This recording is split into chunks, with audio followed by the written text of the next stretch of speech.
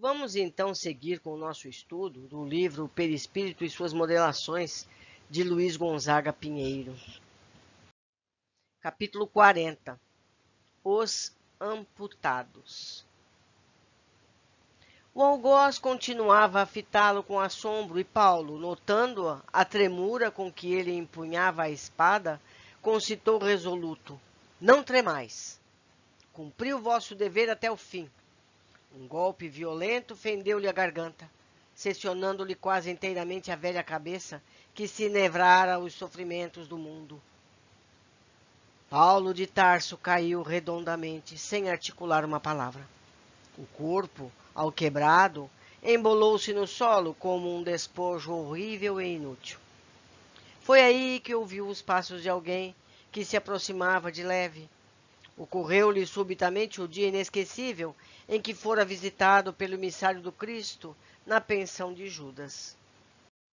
Quem sois? Perguntou como fizera outrora naquele lance inovidável. Irmão Paulo, começou a dizer o recém-chegado, mas o apóstolo dos gentios, identificando aquela voz bem-amada, interrompeu-lhe a palavra, bradando com júbilo inexprimível. Ananias, Ananias! E caiu de joelho em pranto convulso. Sim, sou eu, disse a veneranda entidade, pousando a mão luminosa à sua fronte. Um dia Jesus mandou que te restituísse a visão, para que pudesses conhecer o caminho áspero dos seus discípulos. E hoje, Paulo, concedeu-me a dita de abrir-te os olhos para a contemplação da vida eterna. Levanta-te, já venceste os últimos inimigos. Alcançaste a coroa da vida, atingiste novos planos de redenção. Esse texto está no livro Paulo e Estevão, de Emmanuel, no capítulo 10. Então, meus amigos, podemos pegar esse relato de Emmanuel e comparar com o que lemos até aqui. Paulo foi decapitado, no entanto, apresentou o seu corpo espiritual pleno para falar com Ananias, não é verdade? Vamos pensar, vamos arquivar essas informações. Seguindo agora com o livro, Os Amputados. Sempre tive curiosidade em saber por que os amputados sentem dores nos membros que perderam, portanto, inexistentes para eles. O perispírito ficaria igualmente amputado? Ou se conservaria íntegro frente aos danos físicos? Caso o perispírito sofra as mesmas amputações do físico, que tratamento lhe seria dispensável para a sua volta à normalidade, uma vez que o físico impossível se torna a regeneração? Tenho observado muitos amputados no mundo espiritual, que levam anos a conviver com suas deformações, e outros que, em curtíssimo espaço de tempo, se recuperam, mostrando-se saudáveis e operosos. No livro O Céu e o Inferno, no capítulo 6, Allan Kardec faz a seguinte indagação a um espírito que teve o seu corpo físico decapitado em recente encarnação. Uma vez que assim é, sob que forma vos veríamos, se tal fosse possível? Ver-me-ieis sob a forma corpórea, a cabeça separada do tronco? É a resposta. No livro Paulo e Estevão, de autoria de Emmanuel, psicografado por Francisco Cândido Xavier, o autor descreve a morte do apóstolo quando o seu algoz lhe decepa a cabeça, sendo Paulo quase instantaneamente transportado para lugar verdejante, estando perispiritualmente íntegro, apenas privado da visão. Antigas vítimas da Inquisição ou da escravatura, que se dedicam ainda a perseguir seus carrascos, carregam em seus perispíritos, após séculos, os estigmas das violências sofridas.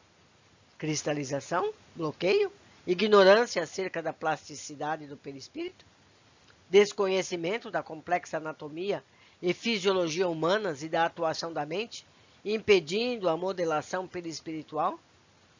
Necessitam esses espíritos, para normalizarem seus corpos, da atuação de técnicos a recompor seus órgãos afetados por somente estes dominarem técnicas desconhecidas até então por nós? Consultamos os amigos espirituais. Gostaríamos de observar amputados.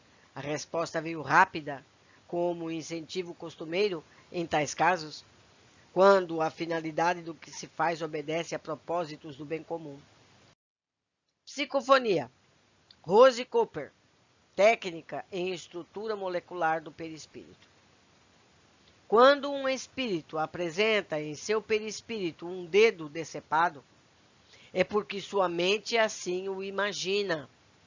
Mas nós, espíritos que estudamos e compreendemos a estrutura molecular do perispírito, sabemos que é suficiente que ele pense, vibre na forma mental do seu dedo, para que ele se recomponha. Ocorre que existe um bloqueio mental, e aquele espírito é então trazido às reuniões mediúnicas, para que através da psicofonia, ele, com sua mão justaposta à mão do médium, sinta mover o dedo que não existe. É como se aquele dedo tomasse uma forma utilizando a forma do médium. Isso produz um desbloqueio na mente do amputado, no que ele começa a recriar mentalmente o seu dedo, auxiliado, logicamente, por espíritos amigos, através de técnicas hipnóticas para que haja uma harmonização perispiritual. O doutrinador poderá orientar essa reconstrução, induzindo o amputado a mover a mão, o dedo que não existia, convencendo-o de que a operação foi bem sucedida. Eu vou fazer um parênteses aqui. Na verdade, ele não está amputado. Ele acredita estar amputado e por isso ele não vê. Eu vou dar um exemplo comum do caso de anorexia. As meninas se veem gordas, imensas, quando na verdade estão esqueléticas. Isso é corpo físico. O psicólogo pede que a menina desenhe o seu corpo na parede e ela faz um corpo imenso quando ela é esquelética. Ela vê de uma forma que não é a realidade. Se isso acontece com uma pessoa que está encarnada e tem seu corpo físico e tem um espelho, que se dirá com uma pessoa que está no plano espiritual e que acredita que não tem aquele órgão, que não tem aquele braço, aquela perna, aquele braço, o que seja? Então vemos que se a gente fizer a comparação, se a gente meditar sobre o assunto, nós vamos entender perfeitamente esse fato. O dedo não desapareceu. Ele não consegue ver o dedo. Continuando. E no caso de uma perna, um braço, um órgão maior? É muito mais complexo. Vocês observaram os retalhados? Espíritos que, quando encarnados, atiraram-se sobre rodas de um trem, danificando o perispírito. Nesse caso, há uma profundidade nas lesões determinadas pelo forte desejo da destruição. Esse desejo de inexistir, de se anular, o choque alucinante da dor, a continuidade do momento clímax do suicídio que não o abandona. Nós lemos isso em vários livros que relatam sobre suicídio. A pessoa que comete tal ato fica tempos e tempos revivendo o momento, sentindo as dores, repetindo aquela situação. Isso enlouquece o espírito. O que esperar de um louco brutalizado pela dor, cujo pensamento está coagulado em momento de pungente pesar? Os técnicos precisam esperar a crise passar. É necessário drenar a pesada carga de vibrações letais. A depender dos méritos de cada um, tais irmãos podem ser levados a sessões espíritas para que os médiuns, em procedendo ao choque anímico, os auxiliem. Todavia, em ocasiões assim, o tempo, as reencarnações dolorosas, o amor de Deus é que são os construtores dos órgãos danificados. Nosso trabalho, nesse caso, não se reveste de muito proveito. É como fazer castelos de areia perto das ondas do mar. Poderíamos modelar os órgãos, mas as ondas vibratórias do grande mar, do sofrimento, do suicida, os desfariam instantaneamente. No mais, como nada que se faz em louvor ao bem é inútil, esse período de sofrimento atroz lhe é necessário para desgaste das suas vibrações e fortalecimento do seu instinto de sobrevivência e da sua autoestima. A dor, pirogravando em sua mente esses instantes, formará uma espécie de automatismo que o afastará do suicídio, como nos afasta do fogo. Além disso, não nos é permitido alterar a lei kármica na qual ele se inseriu como culpado por livre decisão. À proporção que ele se pacifique, ocorrerá o mesmo com suas células trituradas. Será possível a um espírito de mente harmonizada e conhecedora dos mecanismos fluídicos e perispirituais recompor enquanto encarnado a perda de um dedo? No presente estágio evolutivo, não. No plano espiritual, devido à plasticidade da matéria, isso seria possível. Mas no plano material, embora ocorram cicatrizações promovidas pelo automatismo do duplo etérico, esse não está apto a substituir órgãos perdidos. Repito que não podemos desviar o rumo da vida desses espíritos que se mutilam. Aqui em nosso mundo, como aí, o pensamento é vida, se materializa. Se alguém se fere propositadamente, a lei deve seguir seu curso. Pois há pouco você me falou que o duplo etérico ajuda na recuperação das células do físico. Como isso ocorre? O duplo etérico, absorvendo a vitalidade do meio físico e espiritual, auxilia o corpo físico em seus impulsos disciplinadores, no sentido de se deixar modelar pelas linhas de força que o perispírito lhe desenha.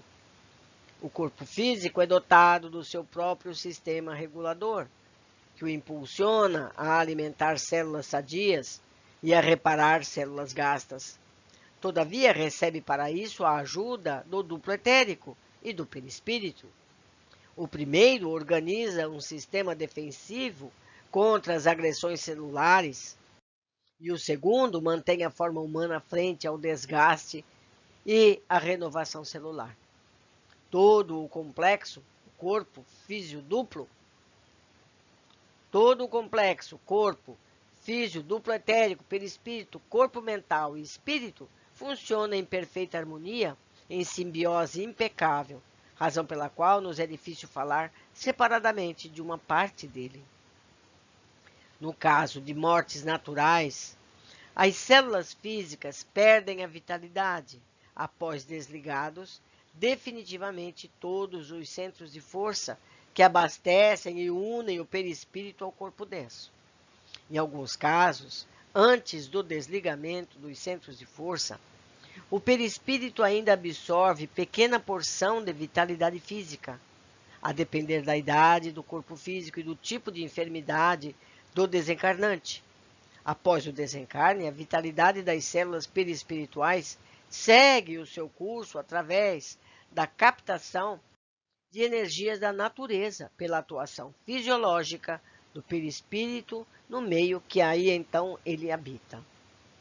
No suicídio, além das células físicas, morrem também as células perispirituais afetadas, impossibilitando ao perispírito como um todo reabastecer-se naturalmente. Nesse caso, procede-se a uma doação fluídica, semelhante a uma doação sanguínea. E como isso é feito? Nas reuniões mediúnicas, retira-se dos médiuns e dos circunstantes o material necessário para modelagens e abastecimento celular dos enfermos. Aqui, entre nós, pesquisadores, dominam a técnica da retirada e reposição de vitalidade celular. Todavia, não tenho autorização de transmitir essa informação. São técnicas dos planos espirituais, não é, amigos? Pode ao menos fazer uma comparação? Sim, é como uma transfusão, é como uma transmissão através de capilares sanguíneos, quase não notada pelos médiuns ou pelo enfermo. E no caso do amputado que trouxe o karma da amputação, Essa informação é fruto do seu mapa kármico, exclusivamente, ou concorrem para tal evento fatores genéticos? Geralmente, esses fatores encontram-se relacionados. O mapa kármico traz a informação de que um braço deverá ser amputado. Então, o indivíduo, um dia, se verá diante de uma máquina que lhe derrubará o braço. É um acidente, ou mesmo de simples ferida, onde a gangrena torne imperiosa a amputação. O mapa genético pode influir como fator secundário. A combinação de genes nas células reprodutoras por ocasião do reencarne poderá estabelecer para o futuro condições que possibilitem desarmonias, deficiências ou mesmo que concorram e possibilitem ao ato traumático da amputação. Nesse exemplo, a genética do indivíduo age como fator concorrente e não determinante, pois o que faculta a amputação é o karma. Temos ainda a considerar 2 fatores. Se o indivíduo, ao reencarnar, tomou conhecimento da prova que aceitou com resignação, ou se, por outro lado, dela tendo conhecimento, não a aceitou, abrigando em si o sentimento de revolta e de inconformismo, no primeiro caso, o amputado, ao desencarnar, passará por processo de modelagem rápida. Se condicionou-se a sentir amputado, readquirindo a sua normalidade perispiritual. Se ele traz a consciência de que a sua prova foi superada com êxito, não restarão sequelas em seu perispírito. Isso é possível devido à aceitação da prova, evitar o surgimento de um bloqueio mental que venha interferir no processo de modelação do membro amputado. Nesse exemplo, pela consciência antecipada da prova, pela aceitação do traumatismo físico sem mágoas, ele se acredita diante do plano espiritual, a que o seu perispírito seja recomposto logo após o pagamento de seu débito. O outro lado da questão é quando não existe a aceitação da prova, a insubmissão geradora de complexos e revanchismo. O espírito, nessas condições, ao desencarnar, terá realmente aquele órgão ausente, visto ter sido a ausência um fator de revolta, alimento revigorante da cristalização da própria ausência. Aqui, os técnicos utilizam recursos magnéticos retirados do fluido universal, do fluido ambiental, para a formação de um novo órgão, que se materializará quando a rebeldia do acidentado amenizar. Tudo é o pensamento, meus amigos. Tudo está dentro de nós mesmos. Precisamos nos reeducar. Seguindo, no caso de uma perna amputada, a substituição é feita pela introdução de uma perna mecânica? Não! A perna mecânica é suposta. É uma perna que se forma, tem células, neurônios, ossos, se encaixa e não deixa cicatrizes. Ele está falando do corpo perispiritual, meus amigos. E sobre as sensações e impressões que os amputados sentem no órgão ausente? As sensações de calor, frio, dor são oriundas do condicionamento mental adquirido antes da amputação, no qual o órgão enviava estímulos ao cérebro, ocasião em que este os registrava e reagia aos seus efeitos. Quando a amputação é recente, esse fato é notável, tanto por causa das terminações nervosas existentes no local da amputação, funcionando como fios expostos a captarem estímulos, favorecendo a recapitulação de sensações vividas, quanto pelo fato de a mente não estar acostumada ou condicionada à nova situação de ausência. A proporção que a mente aceita o fato de se repara para atuar as novas condições, essa sensação de existência de um membro fluídico no local do membro amputado desaparece. Sendo o pensamento um agente modelador, o pensar e aceitar a mutilação faz regredir qualquer resquício perispiritual que ultrapasse o espaço físico onde houver mutilação, o que poderia funcionar como veículo condutor para o espírito de alguma sensação exterior. No mais, essas sensações são passadas pelo duplo etérico ao perispírito, que as repassa ao espírito. Como o duplo etérico, após a amputação, vai se extinguindo gradativamente do local, tal como acontece na morte, que o desliga do corpo, fazê-lo voltar ao reservatório universal, essa impressão do membro vivo é inexistente, tende a desaparecer com a sua dissolução. Aí então, sem esse agente condutor intermediário entre o perispírito e o corpo, cessam as sensações de fato, podendo restar lembranças dessas impressões ou sensações, que podem ser tomadas como efeitos reais, em virtude do condicionamento que aos poucos vai sendo substituído pela realidade da ausência. Podem ser retiradas células de um local do perispírito e colocadas em outro como enxerto? Esse não é o caso. O que vai gerar a perna é o pensamento dos técnicos com o material retirado do fluido universal e do ambiente. Não ocorre isso de tirar um pedaço das células que se formam, tomam vida, são criadas, e a perna possui sangue, nervos, vitalidade e é permanente. Finalizando, lembro, o conhecimento anterior da prova e a sua aceitação é que favorecem ao amputado físico a sua plenitude e beleza perispirituais. A reunião de estudos prolongou-se com o desdobramento de outros médiuns para a observação de amputados. Encontro-me num pavilhão onde existem inúmeros espíritos cujos perispíritos se apresentam deformados. Quer dizer, em desdobramento eles foram ver esses exemplos no plano espiritual. Alguns são hansenianos, cuja doença forçou amputações e aqui se encontram em tratamento. O quadro é muito triste.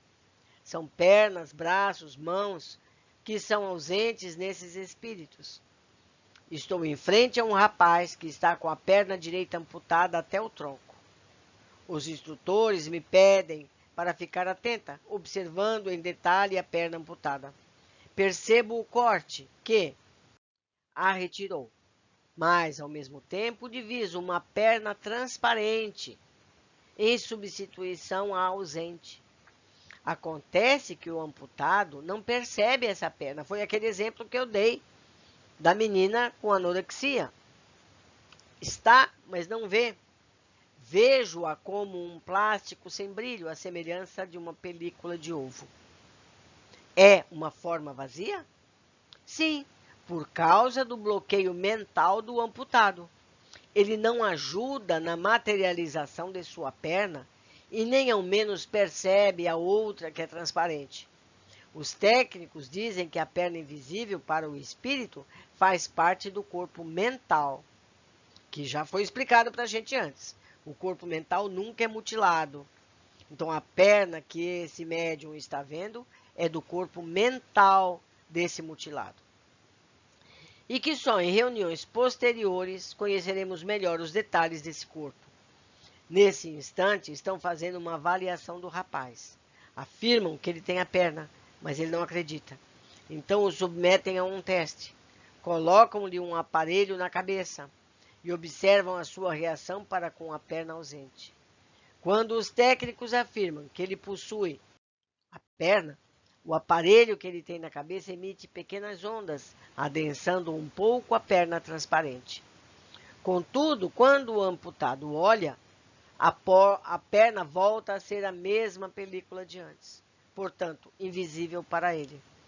O instrutor me leva a observar outro amputado, um rapaz sem um antebraço. Os técnicos estão fazendo a espécie de hipnose. Aqui o tratamento já difere do caso anterior. Apenas colocam a mão sobre a cabeça do paciente e ele parece adormecer. Dizem então, agora seu braço está completo. Sua mão está perfeita. É incrível, parece mágica. A mão dele está realmente se formando. O instrutor está explicando que a substância plasmadora, agora usada, foi retirada de nós, das plantas e do ambiente. Pediram-me para sentar, para que possam retirar do meu perispírito a vitalidade para aquele órgão faltoso. Meus amigos, observem o que está acontecendo. Essa médium está desdobrada no plano espiritual. Ela está vendo essa situação no plano espiritual. E os técnicos estão tirando dela essa vitalidade para ajudar. Percebem os detalhes? Isso é importante para que a gente saiba como funcionam os planos entre si. Continuando. Explicam-me que vou ficar um pouco cansada, mas que eles vão repor o que foi doado. Isso, ou seja, isso foi um exemplo só para a pessoa aprender. Eles poderiam pegar diretamente de outra fonte.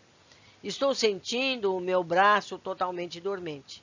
Observo que todo o antebraço e a mão do amputado estão se formando. Continuo sentindo dormência em meu braço, tal como se a vitalidade, a sensibilidade houvesse sido transferida para o braço formado. Se esse espírito que teve o braço formado acordar do transe hipnótico e pensar que não tem o braço, ele se desfará? Esse é um caso que requer terapia intensiva. Passará por isso até despertar e concluir que tem o braço. Por isso eles estão aqui separados. Todos sabem que fazem esse tratamento, uma espécie de fisioterapia. Mesmo sabendo da possibilidade de existência do braço, suas mentes estão bloqueadas e não conseguem promover a materialização do membro amputado. Passam pelo transe hipnótico e, quando acordam, olham o membro e ele não está lá. Então, por insistência, eles vão ter que admitir que podem recompor seus membros? Sim, muitos são levados a reuniões mediúnicas para que, incorporados, possam sentir as pernas em movimento, as mãos, que na realidade são do médium. Isso ajuda na retirada do bloqueio existente em suas mentes.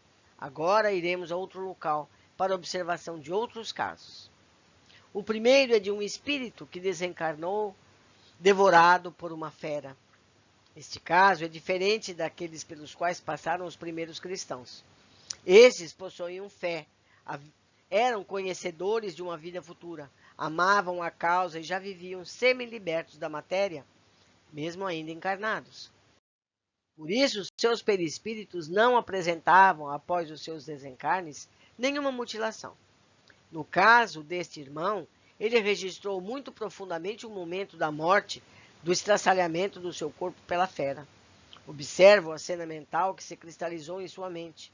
É o momento em que a onça o apanha e o retalha, como faz com outro animal qualquer. É um sofrimento muito intenso, pois esse registro está fortemente impresso em sua mente, dificultando a ação dos benfeitores espirituais.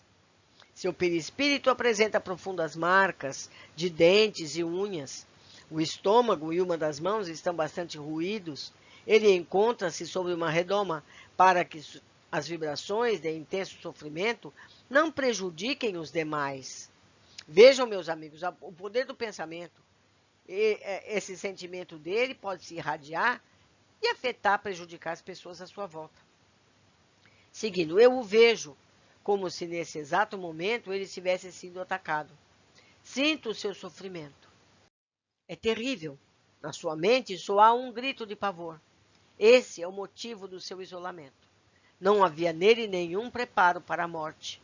Isso é verdade, meus amigos. É muito importante que, se as pessoas soubessem que a morte realmente não existe, que é apenas o corpo físico que morre, metade desses casos não aconteceria. Vamos continuar. Ele foi pego de surpresa, apesar de já estar comprometido com esse gênero de morte. Se não fosse esse, seria outro semelhante. Ele passará por um tratamento muito demorado, a fim de recompor as células consumidas. Essa reposição é tentada em trabalho quase microscópico. Os técnicos utilizam os recursos de ligamentos de células como se realmente estivesse colando o tecido perispiritual. É engraçado como, ao toque deles, as células parecem recompostas. Mais uma vez enfatizam que o perispírito deste homem só está danificado devido à sua ação mental em desalinho, por haver cristalizado um instante dramático de sua morte. Deseducado, que foi em vida, não se encontra preparado para enfrentar tão delicado transe. Este irmão também poderá ser atendido em reuniões mediúnicas para ter a oportunidade de sentir o seu perispírito refeito, livrando-se de tão cruel dilema, à proporção que entenda que pode contribuir para a sua cura. O médium que o atender traduzirá inenarrável sofrimento de que ele é portador. Gritos de pavor, estertores, enlouquecimento, urros, cenas comovedoras, onde a incorporação facultará uma descarga de energias doentias, no que o médium as observará e as eliminará, diminuindo a alta tensão e o estado de loucura do infeliz. Isso é para a gente, meus amigos, entender a necessidade das reuniões mediúnicas. Tem gente que pergunta, para que trazer o espírito para uma reunião mediúnica? Está aqui o motivo. É necessário. A espiritualidade maior sabe o que todos nós precisamos. Seguindo, encostado a um corpo saudável, o do medianeiro, o paciente sentirá por instantes, e para isso o doutrinador deverá chamar a sua atenção no sentido de retirá-lo da monoideia, os órgãos em seus devidos lugares, a pele não mais molambenta e carcomida, podendo ao apalpar-se sentir a normalidade que perseguia, sem ter forças nem lucidez bastante para alcançá-la. O instrutor diz que isso não ocorrerá como um passe mágico. Esse pavor o seguirá por muitos anos, até que ele entenda o mecanismo da lei, a plasticidade perispiritual, o poder modelador da mente, tornando-se livre na verdadeira interpretação da afirmativa de Jesus quando disse: conhecereis a verdade e ela vos libertará. Traumas assim não são fáceis de curar. É possível que esse paciente leve para vidas posteriores o medo de animais, fobias inexplicáveis para seus familiares no que se refere a andar pelas matas, sustos e sobressaltos ao ouvir gritos e urros desde que não administre bem sua dor de agora. Desdobramento. Neste caso, refere-se a um espírito que desencarnou naquele acidente de avião na Serra da Aratanha, quando os corpos dos tripulantes foram fragmentados e atirados nas redondezas. O instrutor afirma que alguns passageiros se libertaram do corpo físico sem nenhum contratempo, devido a créditos que possuíam.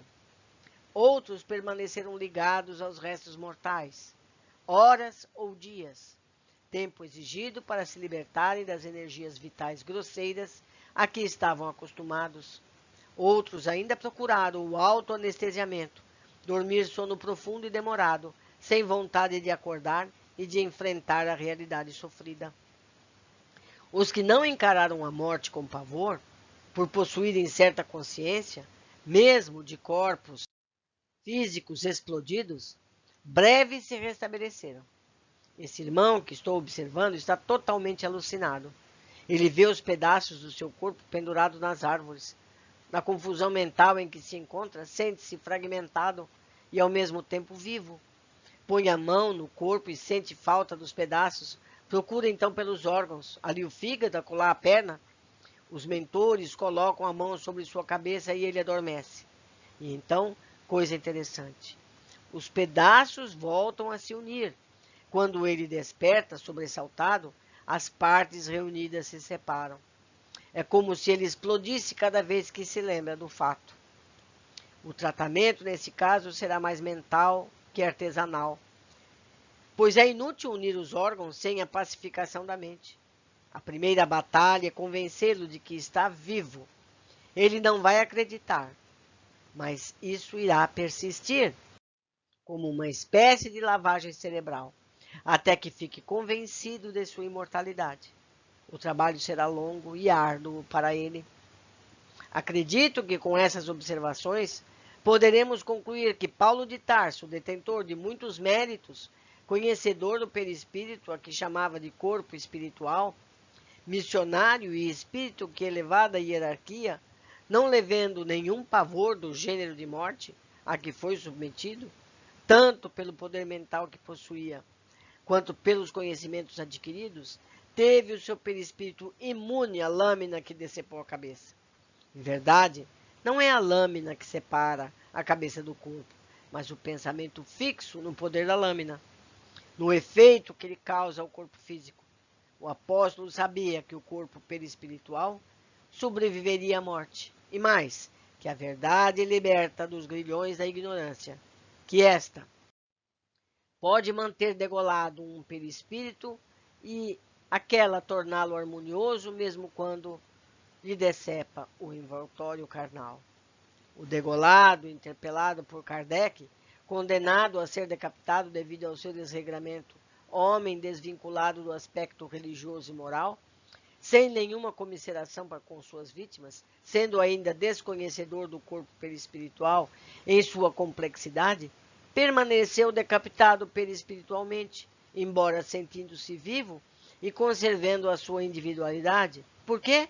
O fato de ter sido decapitado passou a ser o centro de suas atenções, deixando retratar em seu perispírito o foco do seu pensamento. Creio que podemos resumir o capítulo com as palavras de Jesus. A cada um será dado conforme as suas obras. Meus amigos, eu teria muitas coisas a incluir aqui nesses textos, mas eu vou deixar que cada um faça suas reflexões, busque em sua memória outros livros que já tenha lido e possa incluir aqui nesses fatos descritos. Deixo aqui meu abraço e aguardo a todos no próximo capítulo.